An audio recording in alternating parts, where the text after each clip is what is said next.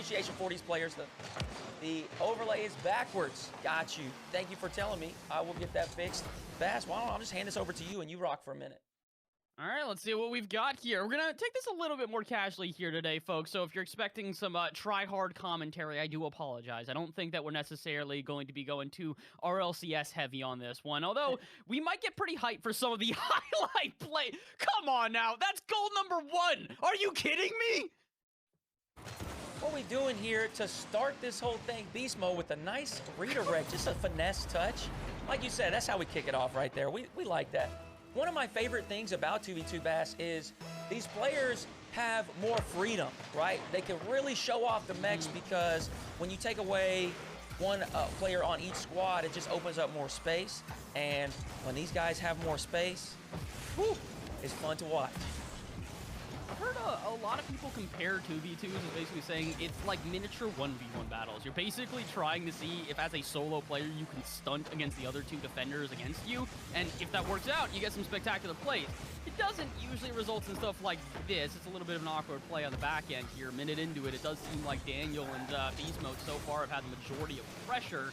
But yeah, this is why we go to say it's kind of 1v1 plays. When Beastmode gets room like this, all he's got to do is just dismantle the defense, and he almost does. Barely turned away by Sosa, but oh boy, this is not necessarily the start for the team in blue that they were hoping for.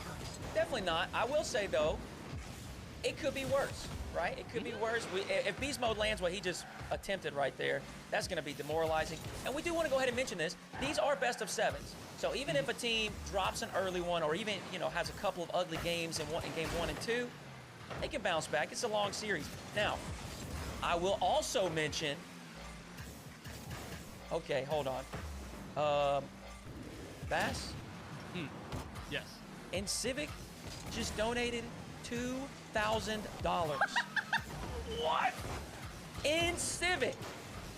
Thank you so much. Holy moly. And Civic, you are unbelievably generous, man. That is incredible. I'm gonna type this out and get it ready for the next goal. As soon as these guys score, I'm gonna let them know the prize pool has just increased another $2,000. They might want to know about that. Oh my word. If these players weren't sweating before, they're gonna be sweating now. I want to shout out to QT as well for a $50 donation, continuing to increase this prize pool. Thank you all so much. I appreciate it. I know these players appreciate it. Wow. Thank you for your generosity. Rocket League community just undefeated, Bass. It's just unreal. What are we at? Is that so? That's $4,550, right? $4,550 total. Is that what we're at? I think you're right. $5,000 for a 2v2 tournament. I think you're right. I'm not gonna even try to do quick math here. I'm gonna embarrass myself, but it's something big. That's what it is. And you're just avoiding caster math. Smart. That's the right way to do it. You know. I'm at a loss for words here. Again, thank you so much, in Civic. That's just incredible. Absolutely insane generosity. We appreciate you, and not only for this, but everything that you have done for this scene. You are a treasure for the Rocket League space. Daniel's going to put in an open net here, give Dan Land a 2-0 lead. And if you guys are wondering what Dan Land means, well, it's the 2 players' names, Daniel and Landon. May not know that about Beast Mode. That's Landon. So Dan Land is going to put up a second goal here. We got 1:47 on the clock, so plenty of time for money in Sosa. Bass, did you drop it in there, the $2 grand? Okay, so we might see a little bit different game mode here, or game plan here going forward. I would imagine so. I feel like when the pressure is on, players going to play just a little bit more sweaty. And for the side of Money and Sosa right now, I want to see them stunt. I feel like we haven't really gotten to see these guys use their mechanics, because if you guys don't know who Money and Sosa are, they're really good at this game. They're very mechanical. The issue is saves like that are kind of commonplace for Beast Mode and Daniel. They've been doing this all game 1, but again, best of 7, plenty of time for them to try and show themselves, and maybe they can get a goal on the board here. Thinking not. Open Beast Mode, probably putting in a 3rd. Yeah, it is going to be tough, but I think right there, that offensive sequence, they had a couple of chances. We saw that really tight save there against the left side of the post, and, you know, we got to be, hey, we got to take game 1 for what it is. It's a little bit of a warm-up. The players all getting acquainted with what's going on. Now, what I was going to say before we had the incredibly generous donation from Civic was, these are best of 7s, right? Each series is going to be a little bit lengthier than what we might be used to, but the tournament is single elim. Today, when these teams lose, they are going home. And they're not going to get a piece of that juicy, huge prize pool. Going to just the top 14.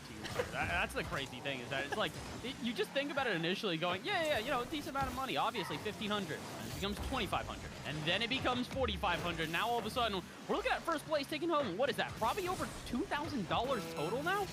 Wow. Again, I'm not even going to try, Bass. I'm not even going to try, okay? I'll embarrass myself. What I do know, again, it's a big number. It's a big number, and it seems like it's not done increasing. We got a shout out to Anthony, another $50 donation to the prize pool. And as we say that here, game 1 is going to conclude with Dan Land taking a decisive victory. But we'll give some credit to Money and Sosa. They put a little bit of pressure on the orange side here, and I think as the game moved forward and they got a little bit more comfortable, I think they definitely settled in, and I think we'll see a little bit different game 2. Double taps. We saw Beastmode early in that game go up to the ceiling, hold that dodge, almost bury the double touch. Fortunately, wait. Sosa looking to force one underneath. But yeah, again, there's a respect level there, and I'm sure that impacted how they approached game 1. But again, we settle in. I think we'll probably see a little bit different look here, especially after you let them know of that prize pool increase. You could see the reaction, and none of them really reacted initially, but as soon as I asked at the end of the game, just going, hey, just making sure you guys saw the increase, right? Immediately, 4 yeses in a row. Every player in the lobby responded going, yeah, we are aware, and apparently Money has finally gotten them on the board. Took them over 5 minutes, but the fact that Sup has finally opened up the floodgates means maybe now we'll get a little bit more of a back-and-forth competition. Absolutely, and I think you alluded to it a little bit. 2v2 is not always a pressure game mode. It's not something where, you know, 3v3, we'll get that rotation. We steal a boost, we try to disrupt the net, and we just keep that rotation going. We try to keep the defense pinned back and starved of resources. 2v2, like you said, it's a little more explosive at times, and I think that is something that Money and Sosa are going to have to capitalize on, because if Dan and Beast are able to establish a little bit of presence on offense and like extended stays, I think that's going to turn out to be you know, bad news for Money and Sosa.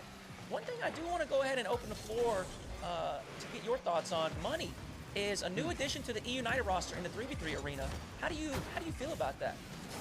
I think they're going to be a better team with it. I really do think that was a good addition for them overall. I think the big issue for United is that they've kind of floated around the mid-tier of RLCS for quite some time. They've never necessarily been a team that has turned heads overwhelmingly, but they've also never been a team that people have been overly critical of, if that makes sense. So right. I'm excited to see how they're able to slot into this roster. My bigger question are going to be is, do they revitalize you to the level that you used to play at? They used to be a very good team with a very, very hotly contested squad. The issue is that, well, players like this are what are starting to go against them. Beastmode might put the shot off target, but the fact that that's the creativeness that players are going to have to face here, yeah, the RLCS scene might have just changed up a little bit since the last time E United was on top. Yeah, definitely. So, I'm getting some tips from the chat here. Zanil, thank you for keeping me straight. Again, you guys are going to have to keep me straight throughout this event. There's a lot going on, and I'll be honest with you, it's hard for me to focus on some of those things when I got such high-level Rocket League in front of me. Because I'm just a big fan of it. And as I'm talking about that, Money's going to strike one in from midfield here off of a nice 50-50 from Sosa. It does feel like maybe game number 1 set the tone a little bit too much. Daniel and Beastmode getting so much ability to just kind of run that offense. I'm not going to say pressure that they kept, but the fact that they just didn't really seem all too contested on defense has made them kind of aggressive here in game number 2. So coming back to bite them. The good thing is that they've got plenty of time to try and turn this one around. Beastmode might be able to do that right here and now. He's going to set up Daniel out on the sidewall here. Daniel puts it center. Beastmode shot on target, and there's a response if I've ever seen one. Finally, Danland get on the board. Look at this slot right in between both players. Beastmode under one, around the other. I mean, back post from really a sharp angle coming from the right to the left, and he's approaching from the left to the right. That's definitely not easy. While it may not be flashy, it's definitely not easy. And you know what? It might be easy for him. What am I talking about? And then we got Dan putting in a second one here to equalize right around the mid-level of the game. Well, that's, if you're money in Sosa, that's got to be the most demoralizing thing you've seen in quite a minute there. After having a 2-0 for almost half the game to immediately have the response out of basically just Daniel there. Yeah, it's a little bit of a difficult scenario to try and fight back from. That being said, it's a good dribble from Sosa. He's going to set himself up or maybe try and set up money. Uh-oh, this is not a 1v1 player you want to go against here. Money will be able to deflect it off target, but I feel like it's something we also do need to mention that's probably part of the difficulties here. Daniel and Beastmode, both of these guys with immense 1v1 experience. They have been on the top leaderboard for 1v1s for what feels like seasons on seasons now. It really does. It really does. And what's crazy about Dan is he hasn't even been able to compete in a pro league. You know, he's been he just turned 15 at it was December of 2021, right? So he's still brand new to Rocket League or RLCS pro play. But you're right. Even so, he has been, I mean, really since like 13 years old, has been dominant on that leaderboard, especially in 1s and 2s. These are his game modes, and right here we're seeing it shine. Dan with a nice 50-50 down, and Beast Mode, he's there as quick as lightning to put it near post and give them a lead here in game 2. They're doing a good job here of being able to sort of, I would say, dodge the punches and kind of get some quick jabs in response. The big issue right now has been, again, Sosa and Money looking good to start off this game, but as soon as Daniel and Beast Mode start to control the offense, no longer really in their control whatsoever. They're kind of just at the mercy of, well, whatever Daniel does right here. He's got the flip reset, wants to delay it for a musty flick, and can't quite get the connection that he's looking for. Minute 20 left on the clock. Plenty of time for a comeback here out of Sup, but again, the big issue is the booming clears and the possession that then goes back in favor of Daniel and Beast Mode, and when Beast Mode's doing stuff like that, you're really going to have to worry. Good dispossession by Money, and maybe now they can go the other way. Also with time, but not any boost in the tank. Wanted to go up for that one, but is kind of denied just by their natural resources, and as we get underneath a minute to play here, if Sup go down 0-2 in the series, it's not going to be a death sentence for them, but definitely not going to help them out in the long run whatsoever. Yeah, it's certainly going to be difficult against a team of this caliber. You just don't want to dig that big of a hole, right? Like, that's going to put you in a space where you're going to have to play perfect for multiple games straight. And, I mean, playing against Dan and Beast Mode, that's going to be a tough feat. So, I do want to shout out one more. JD Wilk adding another $50 to the prize pool. Woo! I'm telling you all, thank you so much for the generosity. The players, I'm telling you, they will appreciate it. It's going to make this event a lot of fun. Beast Mode, bring it up into the air. Kind of delay, almost bait that high air dribble. Ends up going underneath for a 4th goal for Dan and Beast. Just brilliant beyond compare. Beast Mode goes up, goes to try and fake, realizes the touch is going to come, so he's not going to be able to fake out his opponent, so just uses the front of his car for a 50-50. I mean, this is kind of the issue right now. Again, every time you have Danland get into a 1v1 type of battle here, Beast Mode or Daniel, either one of them are going to be proficient enough to be able to take down their opponent. So, Sup, I'm looking to them to probably be the more cohesive team here. If they want to try and win against this squad, I think it's going to be through team plays, and it's not going to be this game. 10 seconds left, and this one's definitely going to Danland. Yeah, I would have to agree with you. I think it's going to take a full team effort. We're not going to be able to rely on solo plays when you're playing against a team of this caliber. Do we see Money and Sosa maybe poke a little bit of that physical aggression in? Hey, I'm telling you, it's very effective in 2v2, right? You eliminate one player, and now you got a 2v1 situation. So we'll see. I agree with you. I do think something has to change here. One thing that we do see change is Dan jumping into the Mustang. Joyo has popularized that thing, and I think a lot of people are really vibing with it. Listen, I love it. I'm happy to see other cars being used besides the generic two that we see in the Fennec and the Octane. Nothing against the Fennec or the Octane. Fennec OP, by the way. But, like, at the same time, just seeing some variation here. Since Flake's left and since Cuxer hasn't become as much of a staple in RLCS, it's nice to see a little bit of a difference. But, being said, is it going to be, you know, the beneficial move here? Considering the streak that we saw Danland already on, is it actually going to work out? Oh, who am I to judge? Daniel already going for shots like that makes me think that, yeah, his confidence is still there, and so are his mechanics. Yeah, absolutely. If there's any indication that a car switch up like that, where you come off of one of your main cars and you get to more of I mean, I don't want to call it a goofy car, but something where a little more fun, a little more relaxed. You know, I would say that's an indication of Dan feeling pretty confident here. I bet him and Beast Mode are, you know, just feeling good after game 2, because you fall down early and you quickly bring it back, and then you end up, I mean, winning in a pretty, again, commanding fashion with a 2-goal deficit there. So I'm sure they're feeling confident rolling into game 3. They know that with the 2-0 lead in the series, they, you know, I think they got a little wiggle room, right? They can afford to play around and be kind of goofy. So They're kind of taking this one, I'm not going to say less seriously right now, but it doesn't feel like they're trying to force midfield as much anymore. We were seeing a lot of that before here from Danland, just kind of trying to dive at the ball a bit more aggressively, but look how patient Beastmode is here in the corner now. Before, the pace of play was definitely in favor of the team in orange, and now all of a sudden, starting to get a little bit of resistance here. Maybe it's the fact that they're starting to utilize this open space. They're not challenging everyone from Danland as early anymore, so it's allowing them a lot more time to develop plays, but is it actually going to work out? Because 3 minutes into this one here, we're still even with 0-0 on the board, so whoever opens up the scoreline here is probably going to reset the tone in game number 3, and if it's Danland, that's most likely going to win them the series, as, like we said, I believe in Sup. They're a great team. A reverse sweep against a squad like this is, well, nigh impossible in my opinion. Yeah, I totally agree. And one thing that's interesting here is we haven't had a quiet start to the game. And here we go with Sosa, an early challenge in midfield on an awkward play from Beastmode, coming across the field with an air dribble. I think Dan was just a little bit late to the challenge, and Sosa's going to capitalize. This is the first game that we've seen about half the game roll past, and we haven't had a goal until just now. So this may go in favor of Sosa money. We're going to hold on to hope here. If they can extend this lead, just one more goal, I think that's going to make them a lot more comfortable here in the last half of this game number 3.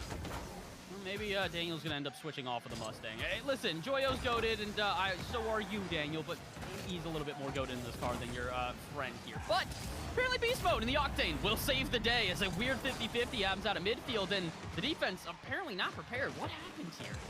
Well, Bass, speaking of not prepared, I wasn't ready for another $750 donation. What on earth? You are all incredibly kind. Thank you so much for pouring into this event. It means so much to me. It means so much to these players. And this is just absolutely insane. Thank you all so much. That is crazy. Sweet for you with a $750 donation. Incredibly generous. Thank you so much.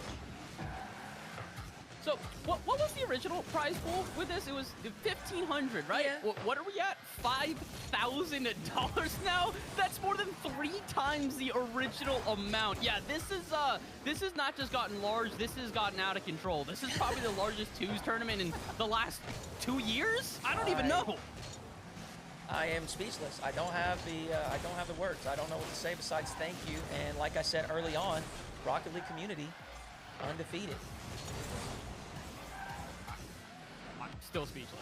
I got nothing at this point. This is insanity. Shout out to everybody who's not only actually donating as well, but all of you that are watching right now. This has been an awesome turnout so far for what is it's the first series. We are literally 3 games into this tournament, and we've already increased the prize pool that much. Yeah, I mean, incredible stuff. I will try to stay focused here. Thank you all. Like Bass said, that is incredible. And yes, it is literally the first series. This is wild. Thank you all. Thank you, thank you, thank you. And as I'm yapping, Beastmode is going to put in a second for Danland.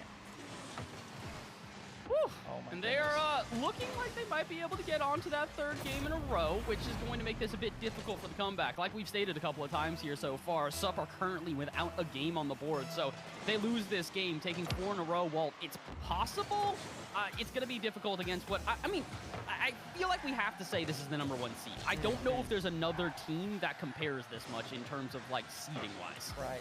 You know, I think we can give a nod to AJ and Atomic, but I do agree that I think most people would probably give the edge to Dan in Beastmode, at least in the 2v2 arena. So, yeah, like you said, it's an uphill battle for money in Sosa, but they have fought valiantly so far, and you know, it is a tough battle. If they go down here in this 3rd game, a reverse sweep in a best-of-7 series is, like you said, it's about impossible. But right here, we got 15 seconds left. They could make something happen. Now, I think they're in a tough spot with minimal boost, but they've got just a little bit of time here, and that big pinch is going to give them a little bit of space to work with. But I don't know if Beastmode is going to give them an opportunity to take a shot on target. Oh, maybe get one more chance here if Sosa can keep it up. That's not going to really help when Daniel's just kind of slapping the ball around. No way. Are they going to get another goal here? Beastmode puts another one into the back of the net. Goodness gracious. Hold on the gravy here and, well, get the cherries ready as well because they're 1 game away from topping this all off. Well, shout out to all these players. I appreciate them tremendously for making some time to compete. And, hey, look, I appreciate it. You know, selfishly, we're hosting on my channel. We got a cool event going on. But for the community, right? This is something that we all get to come together and enjoy. We don't see a lot of 2v2. Beast Mode's going to slot one in here 11 seconds into game number 4. Not a great start for Money and Sosa. But back to what I was saying, the 2v2 events. We don't see them often, Bass, and I love these 2v2 events. We see tons of 1. We got 1v1s. We got Johnny. We got Fear. Plenty of community stuff going on. We obviously have 3v3. But 2s, it's something that we don't get to see very often, and I think it's fun to watch. Agreed, 100%. And I think the issue has kind of been that the 2 most dominant lanes we've seen over the last year have been what has been supported by RLCS. 3v3 has been RLCS's primary mode for years and years now. It's not going to come as a surprise. And then 1s does get the spotlight because of the fact that RLCS starts backing it with the, what they weren't called Salt Mine. What was it, the like Salt Bash or something like that? Like the little competitions that he was doing. Yeah. Johnny Boy was able to promote 1v1s in a way that was, well, unparalleled. And speaking of unparalleled here, Sup going to find the parallels to Dan lane here as they finally get on the board. Daniel just in reverse there, stuck in a weird spot in the corner, ends up dropping that thing right in front of the net. Hey, Money and Sosa, they do not care how they get it. They're going to take it whichever way they can, right? So, oh, we got a little fake kickoff here. Beast Mode does get bumped. I don't know if Dan's going to be able to get back to this. Yes, he is. Money in position. That hesitation, you know, I think if this were not Daniel in Beast Mode, if this was other players, there may not be that hesitation, you know, from Money waiting to see can Dan reach this or not. But again, it's something I talked about early on. When you have these caliber of players, the name alone will cause some problems and some hesitation and some caution, right? I would say probably that's also Daniel beyond compare. If there's any player in this event that's going to be the one where you see yourself getting to a 1v1 and kind of have to second guess every challenge you make, it's probably going to be Daniel up top.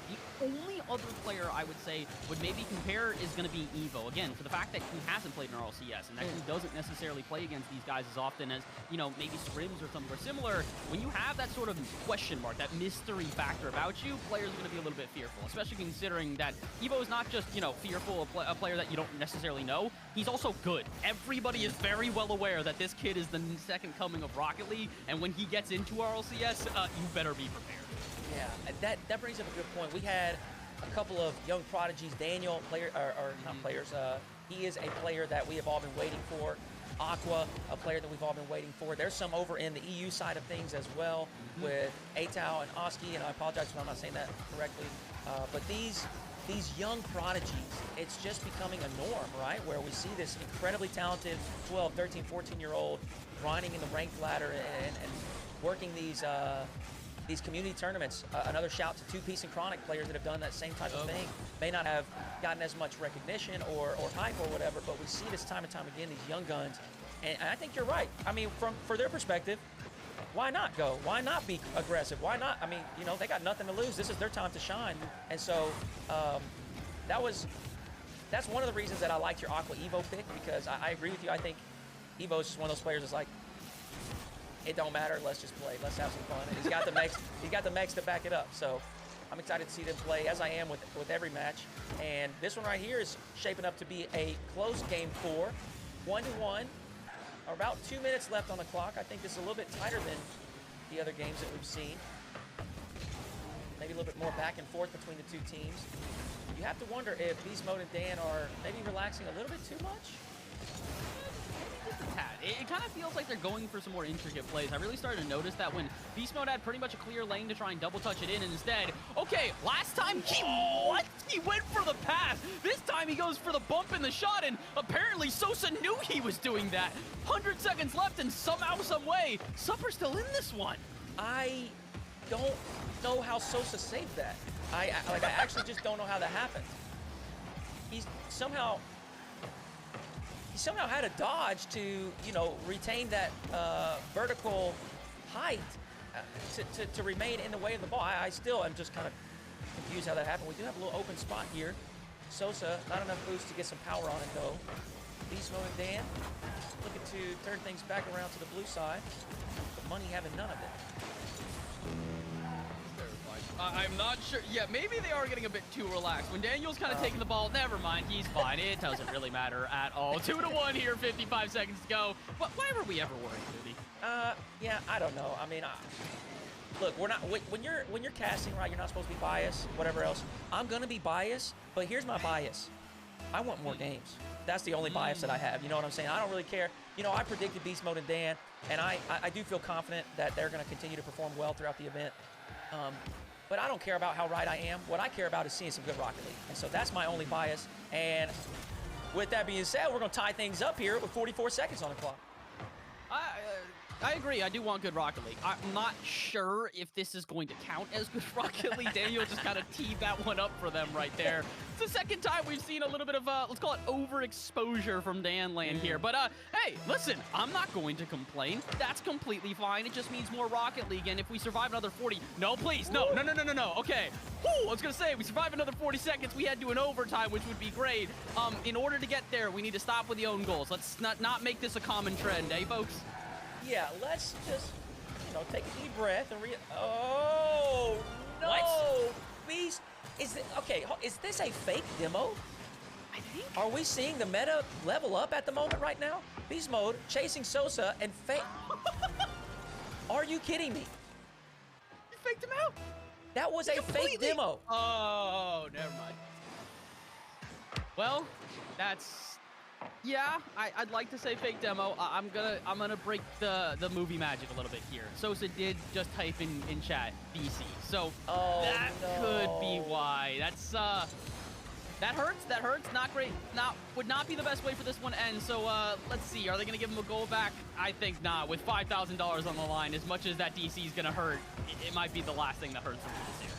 Yeah, it is always a nightmare when that type of stuff happens, and we never want that. We always want the players to get an opportunity, and Dan is going to put one in and take us to overtime. But I'm going to say this too. We're down 3-0 in a best of 7, right? And again, they've got a very tall mountain to climb. But we'll go ahead and give Dan some praise, a little pat on the back. This is great sportsmanship. This is very kind of them, and so let's go ahead and kick off this overtime. We'll see if Danland finish things up here, and seal the series, or are Money and Sosa going to get one game here and extend it to Game 5? Oh, no. Oh, no. Not when Beastmode's got time and space. Daniel now. Ooh, almost had the same, but he's actually going to back off here. He gives a little bit of respect after Sosa, and Beastmode not showing that same respect to Money. He kind of lurked out at midfield there, expecting not much of a challenge, and Sosa will eventually challenge, put the shot a little bit high, and that's actually going to now give time and space for Daniel to try and send this one the other way.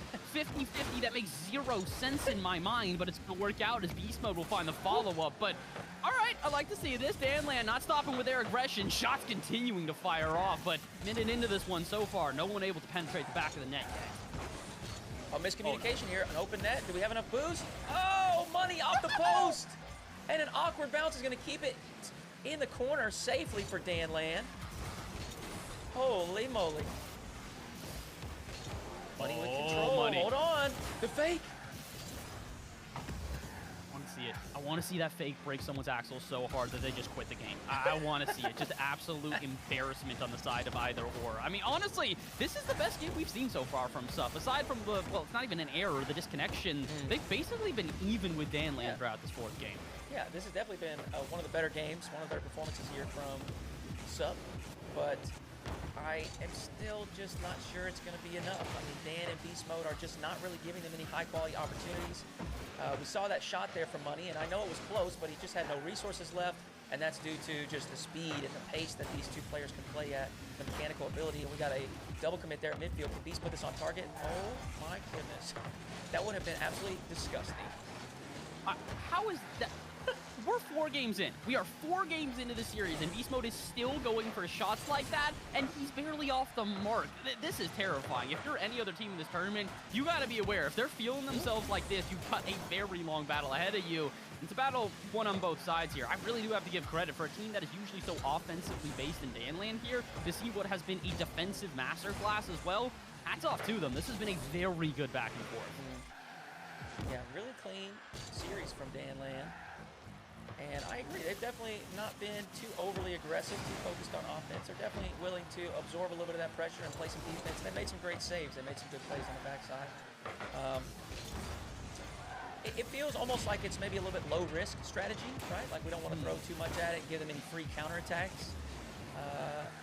Now, as Danland gets further into the tournament, I would expect that to change a little bit because some of these other teams, you know, you're going to have to generate opportunities. You're going to have to create opportunities, whether that's through your mechanical ability. A nice shot for Money at the midfield. Beastmode is going to deflect it away. Money's up once more. Looking for the double. Not enough resources in the tank, though. And Sosa's going to be beat to that by Beastmode. Daniel puts a shot near the post. And unfortunately, it's going to ricochet off the post and off of Money and into the net. So Dan Lane, 4-0 sweep for the first series of Hoodyhooo 2v2s.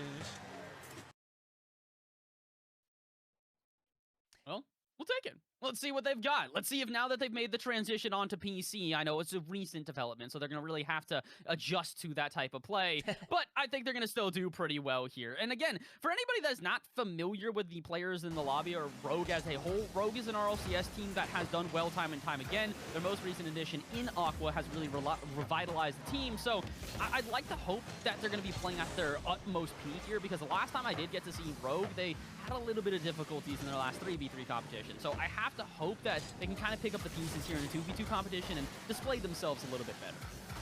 Yeah, absolutely. Got a little bit of pressure here from the PS4 hers. That's gonna be difficult to say. PS4 hers. I might just say PS4. What do you think about that? I'm fine with PS4, honestly. I like the PS4. Actually, honestly, the PS4s are is almost not even. How did they make the most difficult name on the planet to say? How is this possible? Yeah, I mean, I don't know. I mean, you know. Flow State, let me get you a little drop here in the game audio. Y'all let me know if the levels are good.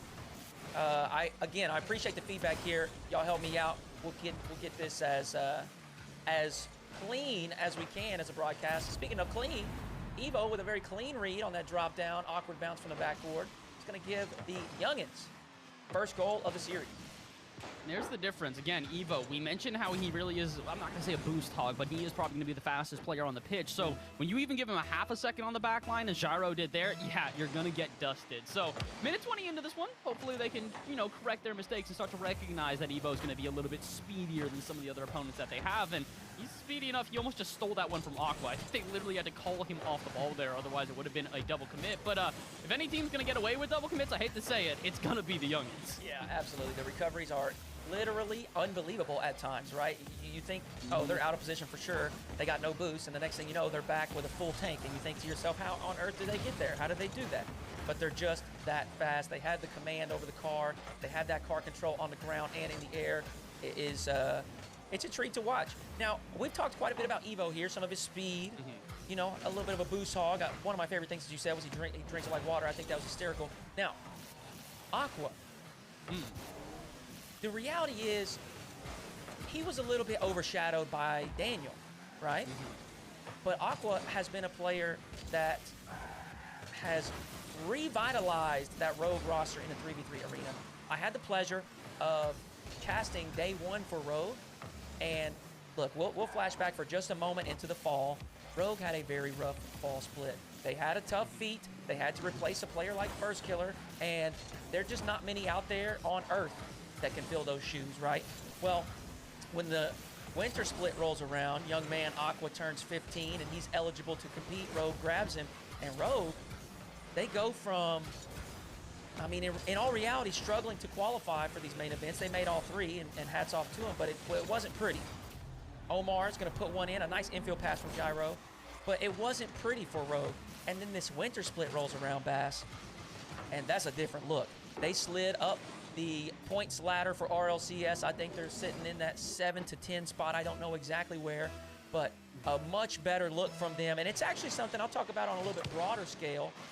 I was hoping to see some more of that. NA has always been so top heavy, right? We got those big three back in the day, and now we got the top five, and it's just like nobody's really threatening them, but we're starting to see more of these teams pick up some of these young guns, and they are starting to threaten. We saw another one with Parth on Rebellion. We saw Aqua with Rogue. We saw the addition of Gimmick to Oxygen. I know he's not a young gun, but a young gun in beast mode, you know, ended up taking his spot in B1. And so we're getting a little bit more depth in NA in a 3v3 arena. And Evoh is going to become eligible towards the end of this season, which is probably going to add some more depth. He's going to be ridiculous. It's one of these things where we don't know where Evoh is going. We know where Aqua is going, the back of the net, as well as he's still going to stay on road for a little while here. But yeah, no, I think that this is a player that people have had their eyes on Aqua for a long time. And part of the reason why I think he was such a unique prospect in comparison to some of the other people that have been coming out of North America recently, he wasn't just a 1v1 player. And that's the big thing is that as much as Daniel, yes, he's not just a 1v1 player. I don't want to say that he's just a 1v1 player. A lot of people, his rise to prominence really was through 1v1. And that's not to say that Aqua didn't get a rise to prominence with 1v1, but he was more an all-around player. That being said, he might need to try and improve himself a little bit here. Almost able to make the save, and after popping this one out to the side a little bit haphazardly, it's going to cost them. 70 seconds left here, but I do have to agree. I like Aqua on Rogue. I like the revitalization. I mean, heck, they've done so well as this new Rogue that they've also won a tournament already. They took a $20,000 invitational from Team Liquid, and they did so against a ghost offense that Taco and I, the other caster that were on that event, we thought they were unstoppable. So well done to Rogue. They have looked very good as of recent, but is that going to be enough for them here today? And is it going to be enough for either one of the two Rogue players to definitively take game number one? We got a minute left here, Hoody, and to be honest, this could be going to overtime. Yeah, it definitely could. We got a double bump here. Omar striking has been incredible here in game one.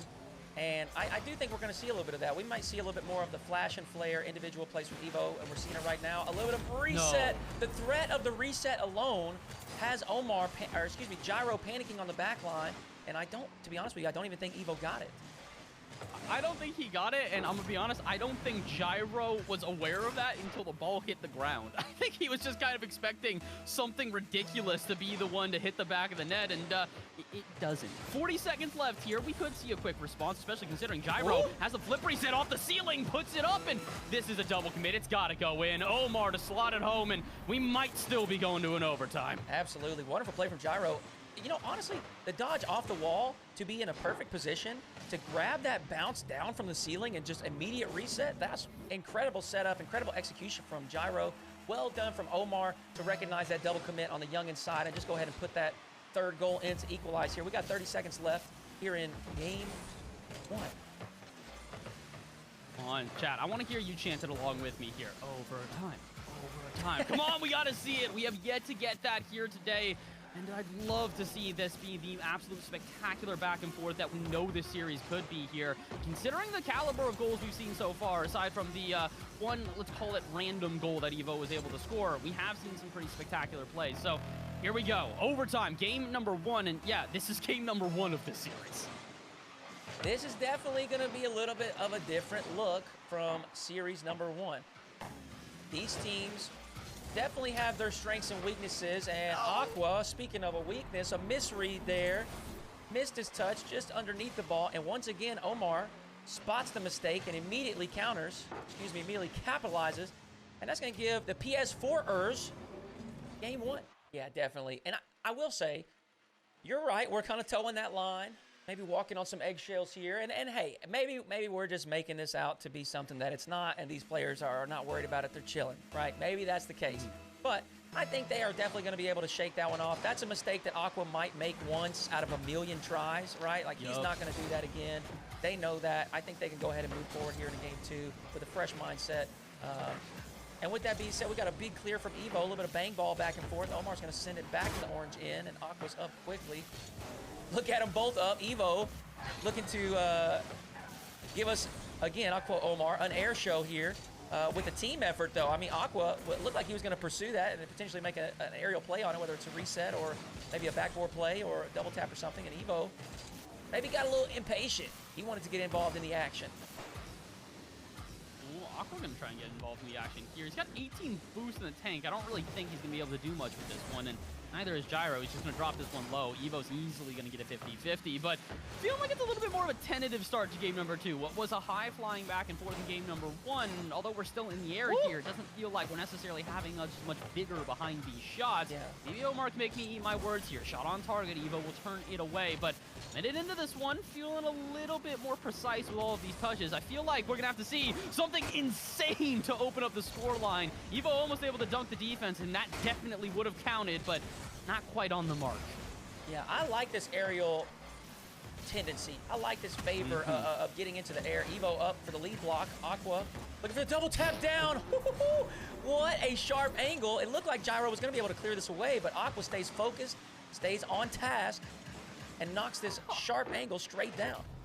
Oh, that is just absolutely filthy. And chat, we're gonna hear a common sound from me here tonight, and if you guys hate it, I'm sorry, but what the heck was that? Just absolutely disgusting out of Aqua there. And this is why we say this is gonna be a hard team to try and handle, because the youngins, they're gonna be able to do this against whoever they play. Even if it is a 2v1, they'll still be able to dunk you.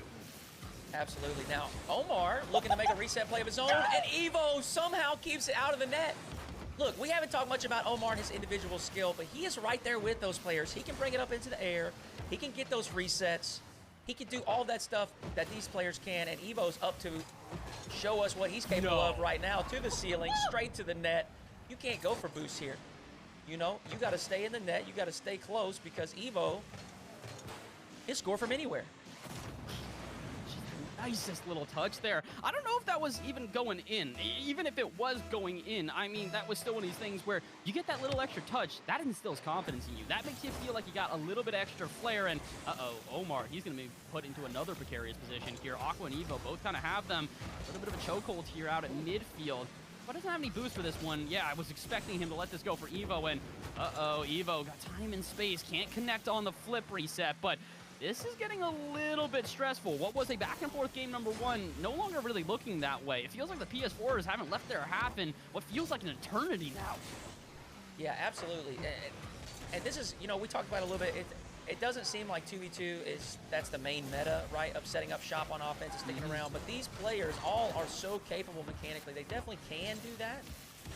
It may not be their first opportunity, or first choice, first option, but they definitely can. And hold on, an awkward bounce off the post is going to keep the ball in an awkward situation. Gyro does well to deal with it. Pops it high, but I think Aqua's going to be first to this. Oh my goodness! The reset on the ceiling. He actually had a shot on target, but the PS4 is in position to defend. Defending for so long, though. We talk about this a lot, I would say, in RLCS settings, which is that if you're going to continue to put this pressure against the team, eventually they are going to crack. So where is that mistake? I might have to do with the boost amounts here. Gyro doesn't really have much in the tank, so he's going to have to leave this ball for Aqua as they send it around the corner, but wasn't quite prepared for the follow-up, and ooh, he's not going to be prepared for that touch either. Now it's a 1v2. Wait a minute, Evoh pre-jumping on the sidewall? All right, that's why we're talking about this kid being a bit too quick. If you even blink, you will miss his challenge. Yeah, he heard you say 1v2, and he was like, actually, no, I'm not going to let a 1v2 happen. I'm just going to challenge before it can even come to fruition. I'll challenge from the opposite corner on the sidewall because he's just that fast. 2-0 here, though, Bass, and 1:15 on the clock. We're going to have to start seeing some threatening presses from the PS4s, or it looks like the youngins might equalize here in the series. I like this, though. I like that the youngins are having this type of response. Game number one, after you have what is a demoralizing defeat with the error that they have at the end there, to bounce back and then have what I'll call an overwhelming victory in game number two, yeah, this is how you're supposed to do it. This is how you show that little bit of tilt that we were worried might hit Aqua and Evoh.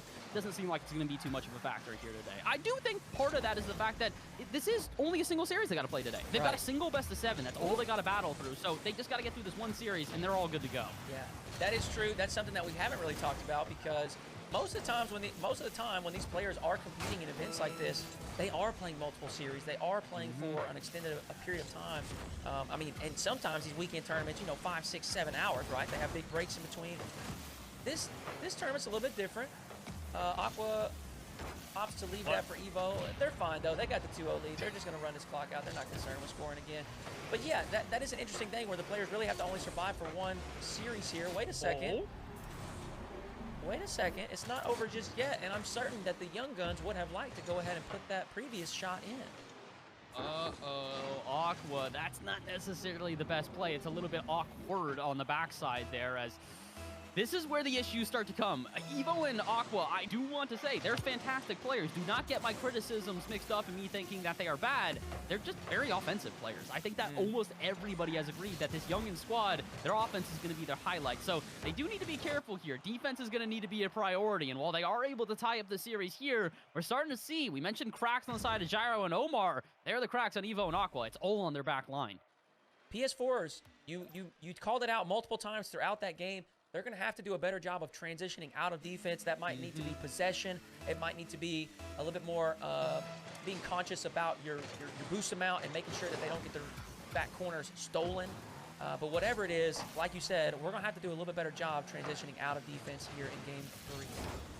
So, just to be completely transparent for all the folks at home who are not familiar with my caliber of skill in this game, which is none, by the way, just to give some insight to everybody. You're the coach. You're a lot better than me at this game, so I got to hear your insights here. Usually, I'm kind of a player that is not very, let's say, complimentary to these boomers that we just see out of Evoh here, where players are trying to create space, especially in a 2v2 environment like that. But I'm thinking that might be the only way that we start to see this room created for PS4s and for them to get off their half. You thinking that it's time for the boomer ball to go back and forth, or do you think maybe there's a different plan of attack here that the PS4s have got to go after? Yeah, I think it definitely can play out well. I think it has to be well timed, and I know that is kind of a cop-out answer, but the problem is if youngins are not applying pressure, if they're not up the field, like at midfield or forwards, and you give them that big boom, they're going to take it straight into the air and reset, double reset, potentially backboard double tap, right? So I think the problem is with these players, it really doesn't matter what strategy you deploy. You're in a tough situation, right? And that's, for me, Omar, I want to compliment this striking game. Gyro looking for a double tap. Evoh with a great recovery is going to keep this out of the youngins' net, but only for now. Omar with possession and boost. Now the tables have been turned. The youngins struggling on the resource game. Evoh will get a big clear, but just like I said, this just kind of hands over possession to the opponents. And that's kind of what I was getting at, is with those big booming clears. They definitely will buy you time and space, right? They will buy you space on defense, but the problem is you're just giving the opponents a free look, a free dribble, a free aerial play. And when you have opponents of this caliber individually, right? Evoh and Aqua, individual talent is out of this world. Like I mentioned earlier, the mechanical ability for solo plays is truly tremendous. So it's just a tough thing. I think if I were to Gyro again with that reset from the ceiling bounce, the consistency with which he's executing that is absolutely incredible. But I think I would encourage Omar and Gyro a little bit more of a possession game. I love those demos. I know Omar is a pretty physically aggressive player. Evoh, another very nice read on a down bounce here. That's going to give youngins a 1-0 lead in game number 3. Oh, you got to feel for Gyro there. After what is so much offensive pressure, the one time that you see the youngins actually get a little bit of possession going the other way, Evoh, again, just a bit too quick. They see the drop-down read off the ceiling, and before anybody on PS4s can react, he's already prepared for the shot. This is a complete flip of the script. You talk about how last game, PS4s only have 3 total shots for the game. There's the 3rd shot for Evoh, and there's the 2nd goal. Efficiency beyond compare as he goes 100% shooting. Yeah, and see, this is what, and that wasn't a booming clear by any means, but this is what I'm afraid of, is when these guys have boost and they have space and they go into the air, you're in danger, Bass. Like they have so many options, right? They can hit, oh, wait a second, little kickoff shenanigans. It's going to give Gyro and Omar their first goal here in game 3. Aqua cheating up. That is a nice play. And look, you know what? People are going to be on Twitter and they're going to call it cringe. They talk about it in rank. Okay, you're sweating in twos. This cringe. No, hey, we're trying to win some money. On the line. That's right. We're trying to win some money. There ain't no cringe. We need to get these dubs. I gotta love the way that they're doing it as well. Yeah, the chat calling out Spanish kickoff here is gonna, listen, if it works, it works. If it ain't broke, don't fix it. And the reality is that as much as we are seeing some struggle from PS4s, I'm not thinking that they've got to make any drastic changes right now. Yeah. I think that they just got to find a little bit more consistency, because that's the big issue. You look at the 2nd goal that's found from Evoh there. It's a fantastic goal at that, but it kind of just falls apart from the defense originally. So they've got the ability to get back in this game. They absolutely do, but they need to be careful here, as it feels like they're starting to open up a lot of gaps that were not available the first time here. The youngins are picking and prodding at those, starting to try and split them asunder, but unfortunately the chisel hasn't quite made the crack large enough to really take down the statue that is this back line for the PS4s. Only got a 1-goal lead here, so I'd like to think the youngins a little bit more before they guarantee themselves this game. Well, good start right now. Evoh dismantling the defense. He's got one more to get by, but cannot. Omar gonna make the save on the line and quite literally saves the game from getting out of hand for the PS4s.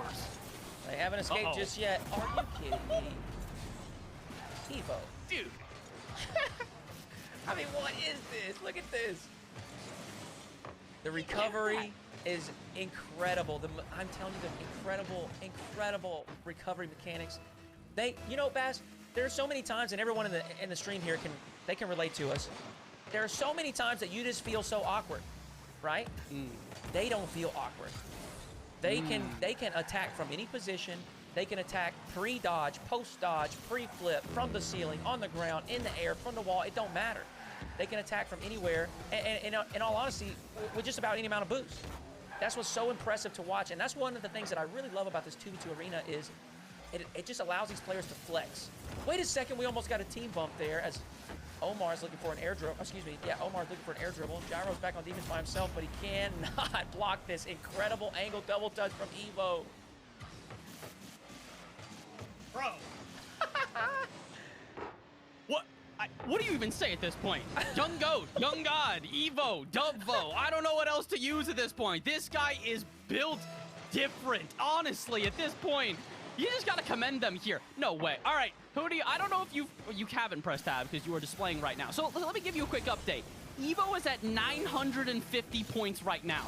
Every other player in the lobby has under 400. He has more than double his teammate. I mean, Evoh, settle down, son. Settle down, dude. Like, it's too much. What do you even say at this point? Like, I don't know how to hype this dude up more. If you guys aren't, he's literally, this guy is not, I'm not going to say he's the second coming of Daniel, but like, I don't feel like there's been this much hype for a player under 15 since we saw Daniel. So Youngins continuing to impress here, and Evoh continuing to show why he truly is the young goat. The beast of the East just does not stop. You know what? I think that we actually have a friend in here who's going to describe it best. Shout out Danger Taco in chat. Violently skillful. That is by far the best way to describe what Evoh is. He is a different character when it comes to his offense. I really do think he also embodies something that we haven't really seen from a lot of players here. He tries to do it right there. I was going to say, nuisance playstyle. Get in the way of your opponents, annoy the living heck out of them. And while it doesn't work out here, you can tell he's going for it. He wanted that demo on Gyro. Imagine if he demos Gyro from behind, the ball just sitting there at midfield. That is going to give the PS4s an early lead here, though. I think that is, you know, I'm not going to call it a win condition, but it definitely sets them up in a much better position because working from behind against a team like this that almost seemingly can score at will is too dangerous. Yeah, like I said, at will, whenever they decide they're just going to score, it just happens, right? So Aqua, a nice little air dribble, pops it off the backboard, and Evoh's up before you can even think about it. Omar's scrambling on the goal line, trying to figure out where is Evoh going to place this. He places it back post. Nice shot from Evoh. Levels things up here with 435. I'm loving this. This is what we wanted to see. We knew that Aqua and Evoh could stun. We knew that we could see a really good game out of their opponents in the PS4s, and I think that's what we're finally starting to see. It doesn't feel like we're seeing one-sided affairs here, as much as I do think that the Youngins are in the lead right now and have themselves a little bit more momentum on their side. I do appreciate that the PS4s, they're not really letting them get away with anything. If they make a little mistake, they are very quick to capitalize, so I'm impressed by what we're seeing here. We're 4 games into the series, and as much as I thought that by this point that the Youngins would start to run away with this thing, I don't think this is nearly as in control as they might have expected. 100% agree, and I think you're right talking about the fact that Evoh and Aqua, while they're incredibly talented, they will make some mistakes here and there. We saw that mistake early on from Aqua with a little bit of a misread. Now, wait a second. This might not be a mistake. Gyro in position to defend that backboard well. But yes, you mentioned they've got to... The PS4s have to be essentially perfect with capitalizing on mistakes, right? They cannot allow these guys to get away with any mistake because it's going to come few and far between. And while I'm on this little rant, Evoh is going to get a nice block. Aqua's going to put in a second and give the Youngins a 1-goal lead here in game 4. I'm a little bit nervous, though. I don't know if you noticed that, Hoodie. The dive from Gyro directly behind Omar has me kind of scratching my head, if you will. It feels like the team is starting to get that hero mentality. I've talked about this a lot in RLCS because you see it rather commonly, but it's when a team is not necessarily finding the success that they were hoping for initially. So what do? They start to try and become that factor. What is going to separate the two teams? I'm going to be the one to get the goals. And unfortunately, that doesn't usually work out. As much as in, like we said, 2v2s is kind of just a 1v1 battle after 1v1 battle. Don't send the house. If you've got an ace up your sleeve, don't slap it on the table firsthand. Wait until you have to. So we got to see something a little bit different here. It feels like the PS4s are starting to get a little bit impatient, and considering there's 3 minutes on the clock, you don't need to get impatient yet. You have plenty of time to make this comeback. Yeah, I totally agree. We're seeing a couple of double commits, a little bit of franticness that we weren't seeing from the PS4s early on. And that was something we said was a strength of theirs. They're going to be a little more calm and collected and a little more used to maybe these just high pressure, intense situations. Because obviously Gyro has been a pro for quite some time and played in many RLCS events, many other tournaments, and Omar's had his fair share of show matches and whatnot. But we're seeing kind of the inverse of what we predicted, where now those guys are actually becoming a little bit urgent and panicky and frantic with double commits and just going for things that they may not should have gone for. So hopefully that will level out here. Maybe they can just take a couple deep breaths, and if they're in comms, talk to one another and say, hey, let's settle in. It's only a 1-goal deficit here. We can definitely make this comeback. And it's a long series, right? It's a long series. Even if they drop this game, this thing is not out of reach just yet. No, not even by a long shot. And I think the big thing here is also that they got themselves on the board early. Last series that we saw was a sweep in favor of Daniel in Beastmode, and it never really felt like their opponents were able to get their footing. Sub kind of were playing from behind the entire time, an up mountain battle for getting uphill one, considering how tall of a task it was.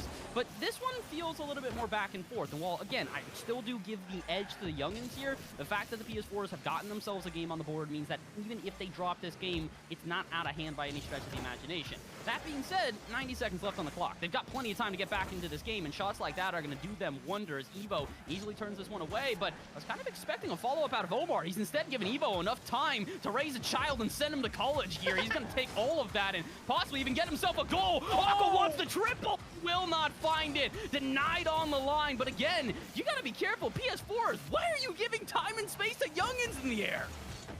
Yeah, that is a mistake. You don't want these folks having time and space in the air. We've seen it time and time again. Sharp angle double taps, resets. They're up to the ceiling, bringing it back down. And look, they're threats on the ground. These are two of the most dominant 1v1 players that we've seen in the past couple years as well. So, you know, the threat from them is endless, right? It comes from the air, it comes from the ground, it comes from everywhere.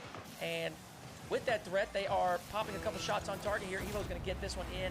An awkward touch from Omar. Can't get it away. It's going to give them a 3-1 lead here in 30 seconds, Bass. This is going to be tough. I'm thinking that we're going to game number 5, and we're going to game number 5 with a 3-1 lead in favor of the youngins, reflective of the scoreline we've got in this game as well. But I'm also starting to think this is going to become a little bit of a battle back and forth between two players in specific here. Again, the kickoff shenanigans, Bass.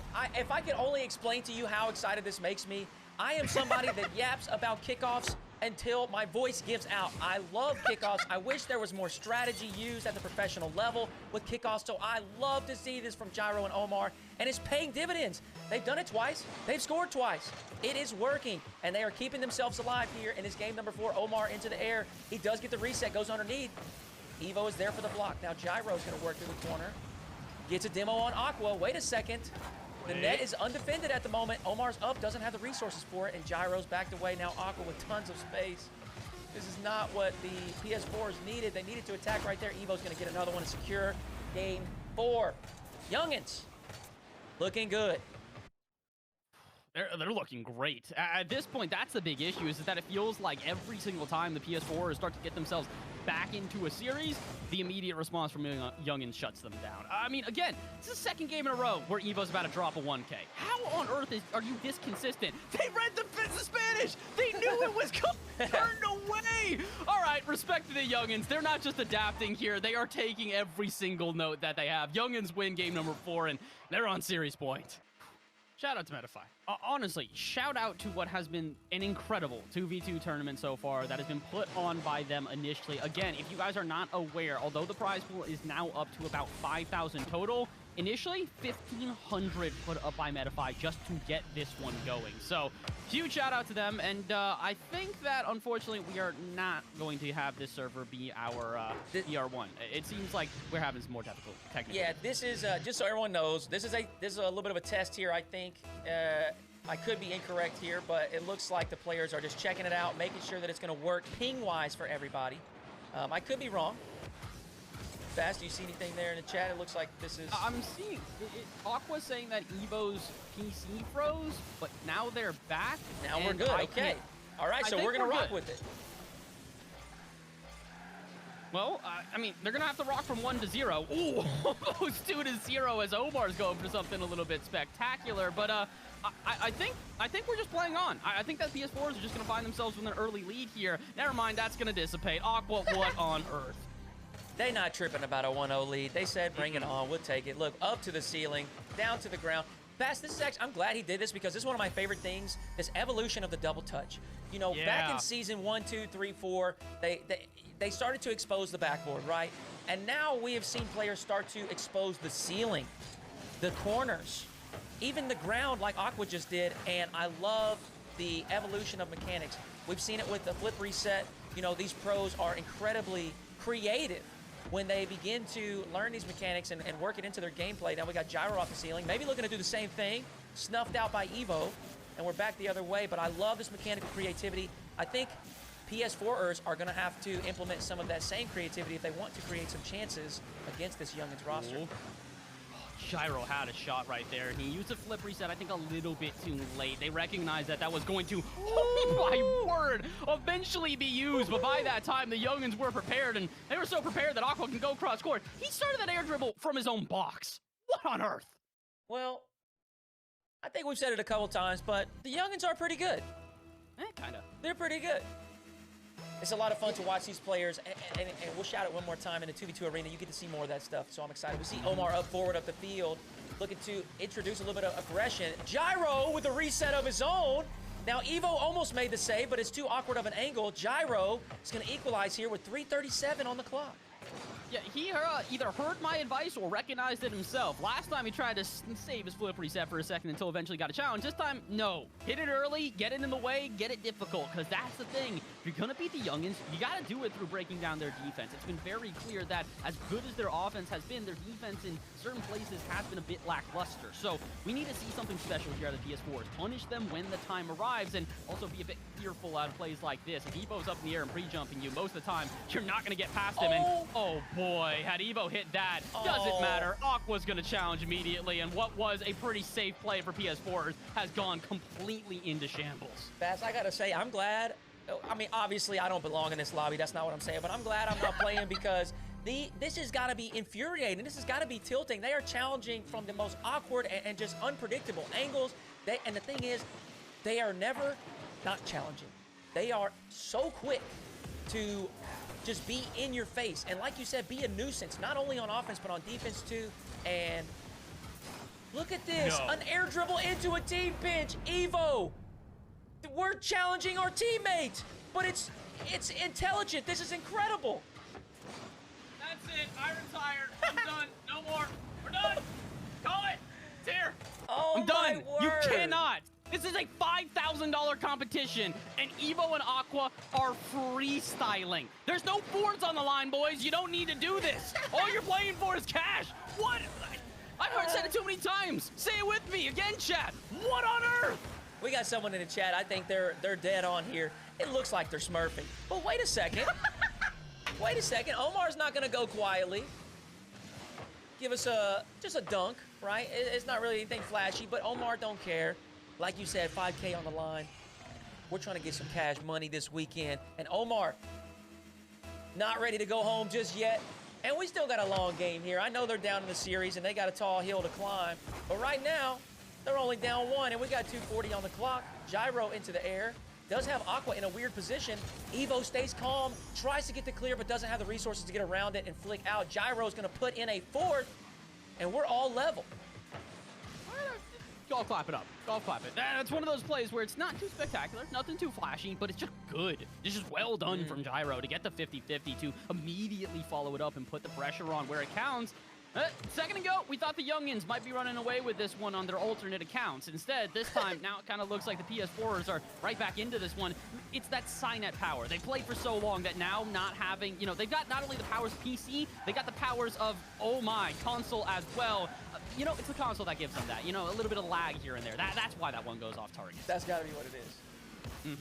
Evoh up to the air. Got his reset. Does send it off target. Omar's going to calmly catch this one. Aqua steals that boost. Gyro. And Gyro and Omar just taking turns chasing demos, and then whoever's not chasing demos is just going to go ahead and touch the ball once or twice, drilling it down the sideline. But Aqua making things awkward. Gyro with the great save. Evoh's going to control this back to the midfield, and just like a Smurf would, grabs the boost and heads straight into the air looking for a reset. Gyro, once again, is going to send it to the corner. Omar secures that corner boost, and that's going to be big for working out a defense here, which has been the problem for this PS4's team.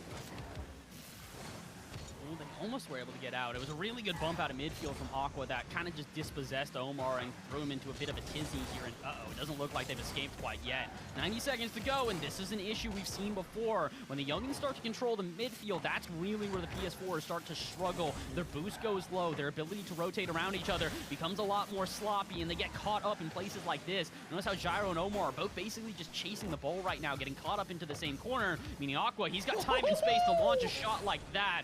Omar will get in the way, but that's the issue. Now the youngins are developing themselves some extra space in the air. You gotta be fearful, because when does the shot go on target? Aqua off the mark with that one, and wait a minute, Evoh has overplayed his hand! 55 left, and Gyro will take the lead.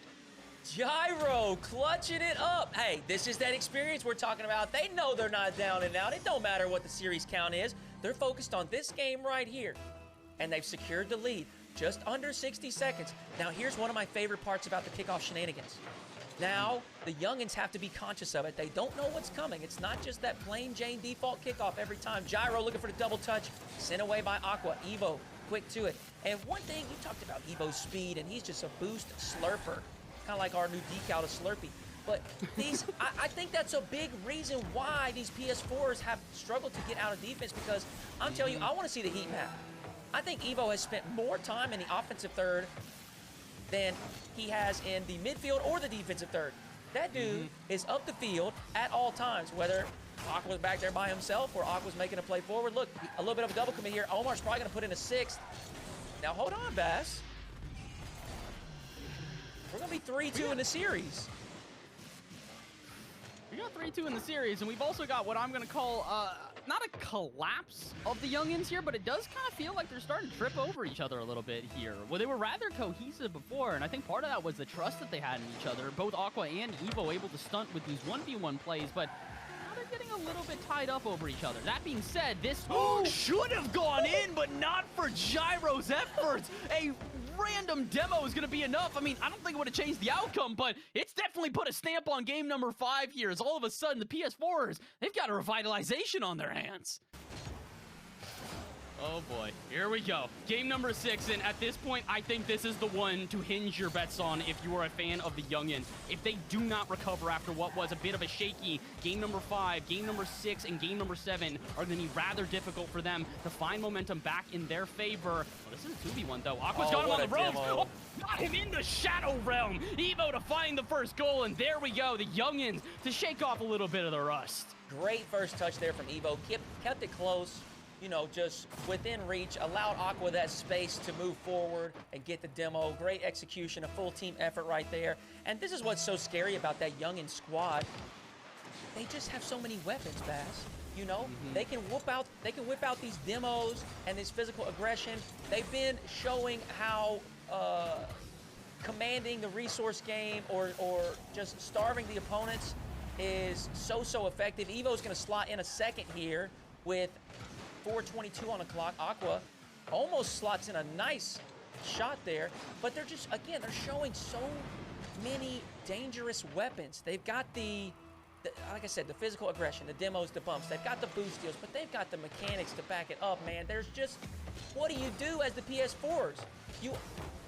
Gyro sends one just high. He can't read the second touch. Omar with just a straight whiff. There is no challenge there. Aqua not going to be able to get there in time. Gyro makes a touch to the corner. Now Omar with a big clear is just going to hand away possession to Evoh. Bass, again, I'm stumped. I don't know what the PS4s are going to have to do to bring this back here in Game 6. I think they're going to have to settle down. I don't know if you've noticed it, but I'm starting to see the pace of play has gotten a rather speedy, to put it simply here. And one of the two teams I think benefits from that more than the other one. It's the one that's able to steal boost from right from underneath your nose, and that's going to be the youngins here. I think they're going to feel a lot more comfortable in this pace of play. So this is clever. Omar trying to break it down a little bit out at midfield with a dribble, but Evoh's going to take possession back in his favor. Puts it barely off target in Aqua. They will not bite. They recognize that was too easy of a counterattack, so instead they'll get in the way. That nuisance playstyle we spoke about before, still very prevalent here for the youngins. And Aqua, this has also been prevalent for him, taking it to the air, or at least attempting to do so. It's how they facilitated many offenses previously, and see how they facilitate one here. Evoh just lurking out at midfield.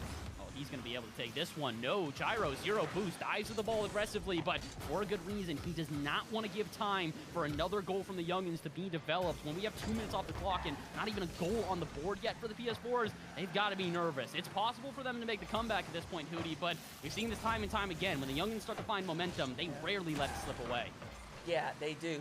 And Bass, you know what else has had momentum tonight? The prize pool.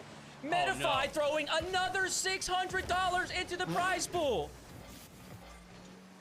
As if you haven't contributed enough. Metafy, thank you so much. Gyro is going to get a little bit of momentum for the PS4s. Bass, I don't know what to say. This is insane. We have a $6,000 2v2 tournament right now. Yeah, you remember when you sent me that message initially? You're like, hey, I got this cool little thing. You know, Metafy's trying to do like a $2,000, $1,000 tournament. It's going to be real cool. We're going to get to see some 2v2 action. And then all of a sudden, it's 6 times the prize pool. So, all right, Metafy, listen, props to you guys. Apparently, you know how to put on a good event. And, oh my word, the PS4s know how to put on a good defense here. 2 minutes to go. What should have slipped away from them in this game has not been able to. Their grip just locked tight.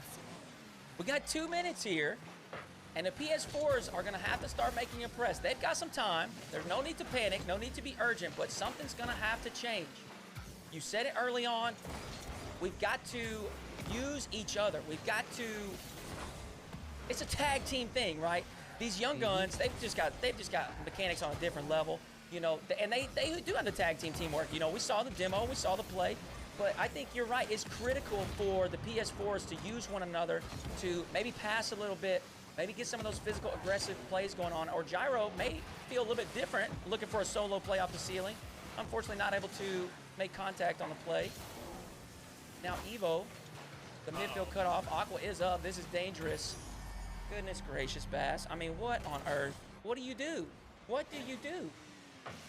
You're asking me as if I'm actually good enough to be able to understand what these guys are doing at this point here. Honestly, what you do is sit in the goal, let your jaw hit the floor, and just kind of go, yep, all right, that's how this one's going to be here. That being said, I'm not going to count them out quite yet. The PS4ers still have a chance. They've got 90 seconds. They've got a decent offense here. Omar's got time and space, but he doesn't get the follow-up touch. Gyro puts the shot off target, and oh boy, at this point, the chances for a comeback are looking slimmer and slimmer every single second. It's still possible, but Hoodie, they don't have to just pull out all the stops. They got to rip the stop signs out the freaking ground. 1 minute to go, and Gyro, you at least got to put a shot on. No. Oh? Wait a second. I know we got no game audio. I apologize. I'm tabbed out right here. Omar is going to bring them just a little closer to taking us to Game 7. Can you feel that? Can you feel that tension in the air? You slice your hand down the middle and you cut straight on through it. No one wants to make a mistake. No one wants to say anything. You could hear a nickel drop and hit the floor. Question is whether or not they're actually going to be able to hit the ground running here, as the youngins still do have that 1-goal lead. They could increase it to 2 here. Evoh, awkward position, but he's at least going to waste time off the clock. With underneath a minute to go, that's kind of all they have to do at this point here. They don't necessarily need another goal to secure the game. They just got to waste enough seconds that there is no possibility for the PS4 to turn this one around. Ooh! Oh! Evoh! What? How did he save it? Wait, what? I've got nothing! This This is speechless. This is unreal. This is why the Young Guns are the next up here in North America. 12 seconds to go. Can the old guard continue to lock down the gates, or are they going to unfortunately let them burst on open? 5 seconds to go. Omar will keep this one going. It's up to the sidewall. They've got one last chance, Hootie, but Aqua, he's going to try and take it away. Sends it to the backboard. Gyro's up for it. Keep this one going, but that's not the touch! And the Youngins, they will do it! They move on to the semifinals.